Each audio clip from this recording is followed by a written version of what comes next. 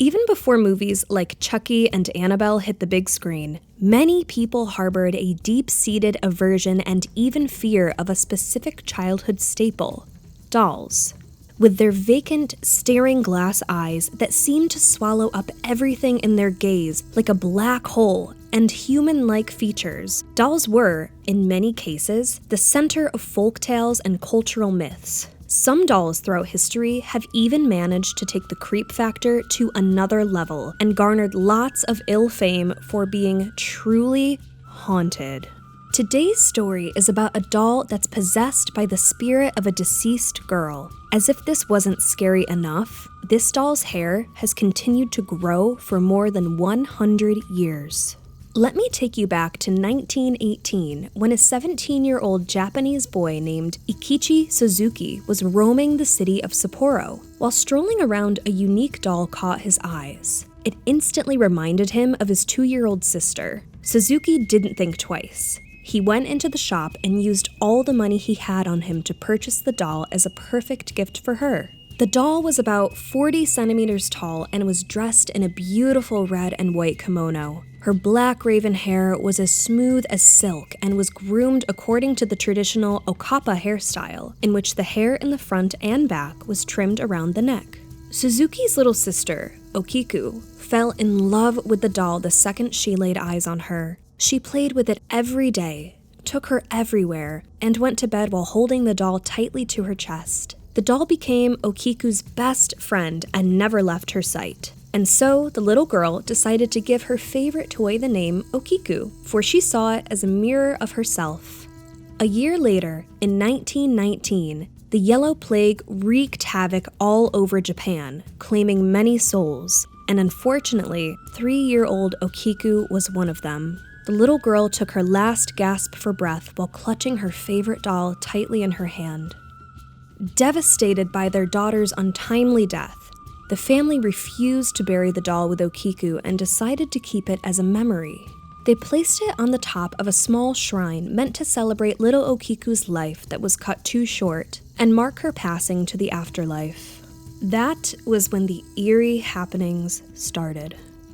The first bizarre thing the family noticed was that the doll's hair was starting to grow. The neatly trimmed short hairstyle turned into long strands reaching down past her waist. But that seemed to be just the beginning of a series of mysterious events. Lights began to flicker on and off on their own, and the family started to hear strange noises around the house and loud banging on the walls.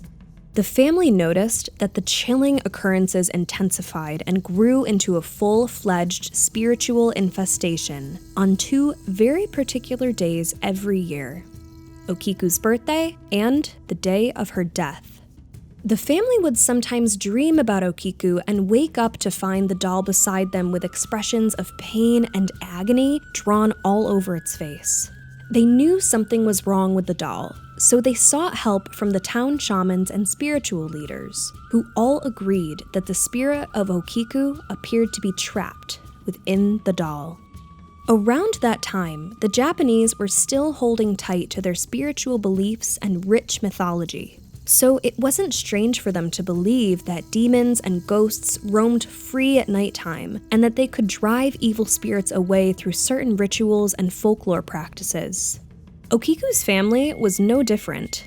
They believed with all their hearts that their daughter's soul was attached to the doll, and so they cherished it. However, in 1938, the family had moved to another city, and they were reluctant to take the doll along with them as they thought it was Okiku's grave that fueled the supernatural phenomenon. Therefore, they decided to give the doll to the local temple and asked them to take care of it. The priest agreed, despite knowing about the uncanny occurrences that accompanied the doll.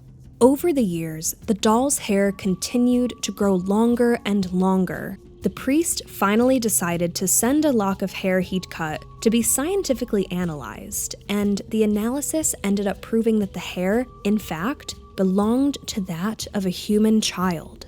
One theory tried to put all the paranormal speculations behind by stating that during the period in which the toy was made, human hair was frequently used in making dolls. The method used to install the hair involved folding the strands in half before attaching them to the dolls' heads. So, over time, the threads fastening in the hair could deteriorate, resulting in strands slipping out, which may make them appear longer.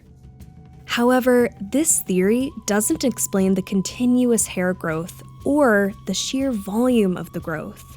Unfortunately, this mystery remains unsolved until this day. What do you think? Do you believe the ever-growing hair is just the result of the way dolls were made back then? I gotta say, I'm not entirely sure.